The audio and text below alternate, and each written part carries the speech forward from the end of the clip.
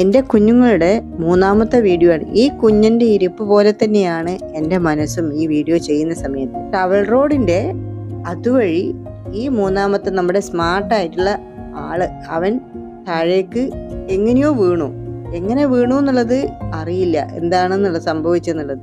വീണ ഉടൻ തന്നെ ഭക്ഷണം കഴിച്ചുകൊണ്ടിരിക്കുന്ന സമയത്തായിരുന്നു അവൻ താഴേക്ക് ഭക്ഷണം കഴിച്ചു കഴിഞ്ഞതിന് ശേഷമായിരുന്നു താഴേക്ക് വീണിട്ടായിരുന്നു. വീണ ഉടനെ തന്നെ അവന് തലയൊക്കെ ചെരിഞ്ഞു.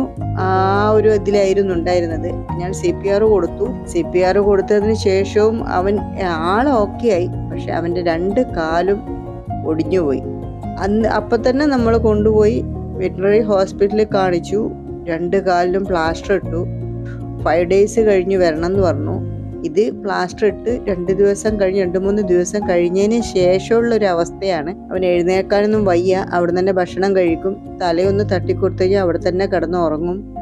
അങ്ങനെ അവന് ഏകദേശം ആ ഒരു അവസ്ഥയിലായിരുന്നു ഉണ്ടായിരുന്നത്. റിക്കവറി ഉണ്ടാവുമോ ഇല്ലയോ എന്നുള്ളത് ഭയങ്കര ഒരു ടെൻഷനുള്ള കാര്യമായിരുന്നു. പക്ഷേ ഗ്രാജുവലി അവൻ റിക്കവർ ചെയ്തു വന്നു. പക്ഷേ അതിന് അവനെന്താ വെച്ചാൽ പറക്കാൻ പറ്റുന്നില്ല. ഇവർ രണ്ടുപേരും ഏകദേശം 5 ദിവസം കൊണ്ട് കുഞ്ഞനും ഓക്കെ ആയി. മറ്റേയാൾ അവൻ്റെ കൂടെ കൂട്ടി. ഇവരുടെ സൗണ്ട് കേൾക്കുന്നേരം അവിടുന്ന് അവൻ ബോക്സ് ഒന്ന് സെപ്പറേറ്റ് ആക്കി വെച്ചിരിക്കുകയായിരുന്നു. അവൻ അവിടുന്ന് ബോക്സ് ഒന്ന് കരയാൻ തുടങ്ങും. അവൻ്റെ കരച്ചിൽ കേൾക്കുമ്പോഴാണ് ശരിക്കും സങ്കടം.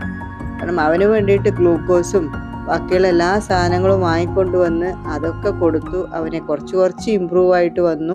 ബാക്കിയുള്ള അവരുടെ സാധനങ്ങൾ തന്നെ ഒരുപാട് സാധനങ്ങൾ ഞാൻ വാങ്ങിച്ചു കൊണ്ടുവന്നിട്ടുണ്ടായിരുന്നു. കാരണം ഇവന് തീരെ വയ്യാത്തത് കൊണ്ട് ഒരുപാട് സാധനങ്ങൾ വാങ്ങിച്ചു കൊണ്ടുപോയിട്ടായിരുന്നു. അങ്ങനെ 5 ദിവസം കഴിഞ്ഞു. ഹോസ്പിറ്റലിൽ കൊണ്ടുപോകുന്ന ദിവസം ആയി. അങ്ങനെ മൺഡേ 22-ാം തീയതി ഹോസ്പിറ്റലിൽ കൊണ്ടുപോയി. ഹോസ്പിറ്റലിൽ കൊണ്ടുപോകുന്ന സമയത്ത് ഫോറസ്റ്റിൻ്റെ ഒരു വണ്ടി അവിടെ നിൽക്കുന്നുണ്ടായിരുന്നു. ഞാൻ ഹോസ്പിറ്റലിൽ കാണിച്ചു. അവനെ പ്ലാസ്റ്റർ ഡോക്ടർ പറഞ്ഞു ഒരു കാല് കുഴപ്പമില്ല, അവൻ ബെറ്റർ ആയിട്ടുണ്ട്. പക്ഷേ മറ്റേ കാല് ഒന്നുകൂടി പ്ലാസ്റ്റർ ചെയ്യണമെന്ന് പറഞ്ഞു. ഞാൻ പറഞ്ഞു അത് പറക്കാൻ പറ്റില്ല എന്നുണ്ടെങ്കിൽ പിന്നെ നമ്മൾ അതൊരു കഷ്ടമല്ലേ ആ ഒരു ഇതിന്. അപ്പം കുഴപ്പമില്ല, ഒരു ആഴ്ചയും കൂടി നോക്കാമെന്ന്. ഈ പ്ലാസ്റ്റർ ഇടുന്ന മറ്റൊരു സ്റ്റാഫ് പറഞ്ഞു നിങ്ങൾ ഇതിനെ വളർത്താൻ പാടില്ല, ഇത് മോശമാണ്, കുറേ നിയമങ്ങളും അങ്ങനെയുള്ള ഇഷ്യൂസൊക്കെ പറഞ്ഞു. നമ്മൾ വളർത്തിയിട്ടില്ല, ഇതിനെ പറത്തി വിടാൻ വേണ്ടിയിട്ട് തന്നെയാണ് നമ്മൾ ശ്രമിച്ചിട്ടുള്ളത്. അതുകൊണ്ടാണ് കൂടൊന്നും വാങ്ങായിട്ടുള്ളത്. ഞാൻ മുന്നിലുള്ള ഫോറസ്റ്റിൻ്റെ വണ്ടിയുണ്ട്, അവർക്ക് കൊടുക്കട്ടെ ചോദിച്ചു. അത് നിങ്ങൾ വനശ്രീയിൽ കൊണ്ടുപോയി കൊടുക്കണം, അവർക്കല്ല കൊടുക്കേണ്ടതെന്നൊക്കെ പറഞ്ഞു. ഞാൻ തിരിച്ച് പ്ലാസ്റ്ററൊക്കെ ഇട്ട് തിരിച്ച് പുറത്തേക്ക് വരുന്ന സമയത്ത് രണ്ടാമതും ഒരു കാലിന് പ്ലാസ്റ്റർ പിന്നെയും മാറ്റിയിട്ട് തിരിച്ച് പുറത്തേക്ക് വരുന്ന സമയത്ത് അപ്പം ഫോറസ്റ്റുകാർ പറഞ്ഞു അതിലൊരു സ്റ്റാഫ് ഞാൻ ഈ ബോക്സ് എടുത്ത് പുറത്തേക്ക് വരുന്നോട് ചോദിച്ചു എന്താണെന്ന് ചോദിച്ചു. മൈനിയാണെന്ന് പറഞ്ഞു. എന്നാൽ നിങ്ങൾ എടുത്തോളൂ എന്ന് പറഞ്ഞു. അല്ല, നിങ്ങൾ എൻ്റെ കയ്യിൽ തന്നോളൂ, ഞാൻ നോക്കിക്കോളാം, എൻ്റെ കയ്യിൽ നിന്ന് വാങ്ങിച്ചു അപ്പം തന്നെ. അപ്പം ഞാൻ പറഞ്ഞു ഇതിനിങ്ങനെ കാല് ഫ്രാക്ചറാണ്, കഴിഞ്ഞ ആഴ്ച കൊണ്ടുവന്നിട്ടുണ്ടായിരുന്നു, ഈ ആഴ്ച 2ാമതും പ്ലാസ്റ്റർ ചെയ്യേണ്ടിയിട്ട് കൊണ്ടുവന്നതാണെന്ന് പറഞ്ഞു. അപ്പം എൻ്റെ ആ ഒരു സങ്കടം കണ്ടപ്പം അവർ പറഞ്ഞു എന്നാൽ നിങ്ങൾ കൊണ്ടുപോയിക്കോളൂ.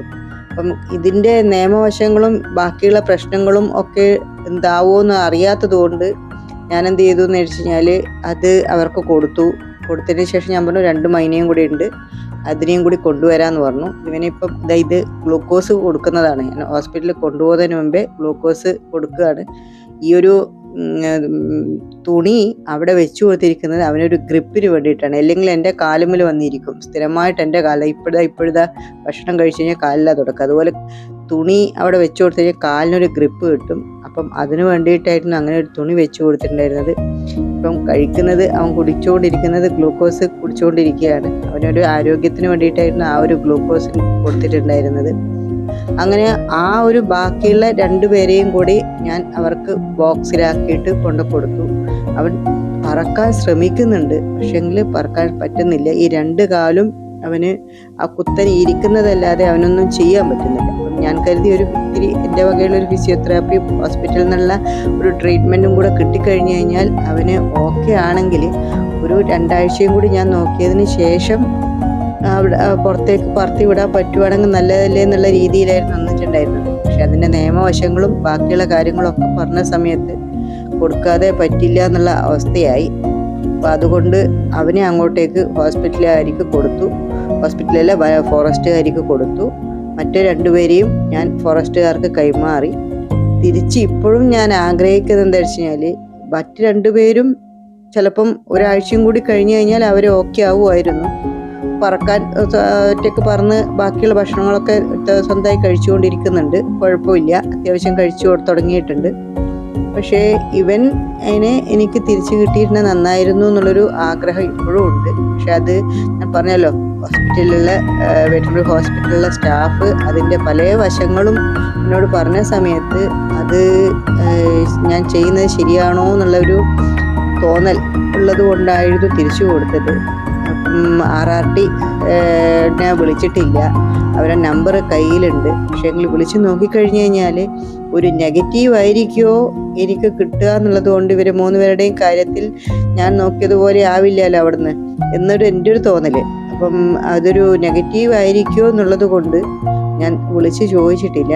പോസിറ്റീവ് ആയിരിക്കും, അവർ ഫ്രീഡത്തിലേക്ക്, സ്വാതന്ത്ര്യത്തിലേക്ക് പറഞ്ഞതായിരിക്കും. എൻ്റെ ഒരു അതിര് കടന്ന ഒരു സ്നേഹം അല്ലെങ്കിൽ എൻ്റെ മനസ്സിലുള്ള ഒരു ആഗ്രഹമായിരുന്നു എനിക്ക് അവരെ പറത്തി വിടണമെന്നും വലുതായതിനു ശേഷം ഞാൻ തന്നെ നമ്മളെ ഇതിൽ നിന്ന് പറത്തി വിടണം. വല്ലപ്പോഴും അത് ഭക്ഷണം കഴിക്കാൻ അവർ തിരിച്ചിട്ട് ചിലപ്പം വരുമായിരിക്കും എന്നുള്ളതും ആ ഒരു പ്രതീക്ഷ എൻ്റെ മനസ്സിലുള്ളത് കൊണ്ടായിരിക്കും. നമ്മളെ അതിര് കടന്ന ഒരു സ്നേഹവും ഒരു അറ്റാച്ച്മെൻറ്റും അതിനോടുള്ളത് കൊണ്ടായിരിക്കാം എനിക്കങ്ങനെ തോന്നുന്നത്.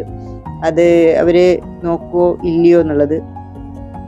തിരിച്ചിട്ട് നമ്മൾ ഈ 2 പേരെയും കൊടുക്കുന്ന സമയത്ത് ഞാൻ അവർക്ക് ഭക്ഷണം എടുത്തിട്ടായിരുന്നു പോയിട്ടുണ്ടായിരുന്നത്. അപ്പം വണ്ടിയിൽ നിന്ന് ഞാൻ അവരോട് ചോദിച്ചിട്ടുണ്ടായിരുന്നു, നമുക്ക് ഇതിന് ഭക്ഷണം കൊടുക്കാൻ പറ്റുമെന്ന്. ഇവർക്ക് കൊടുത്തു കഴിഞ്ഞതിന് ശേഷം അവനുള്ള ഭക്ഷണം എടുത്തിട്ട് പോയിട്ടുണ്ടായിരുന്നു.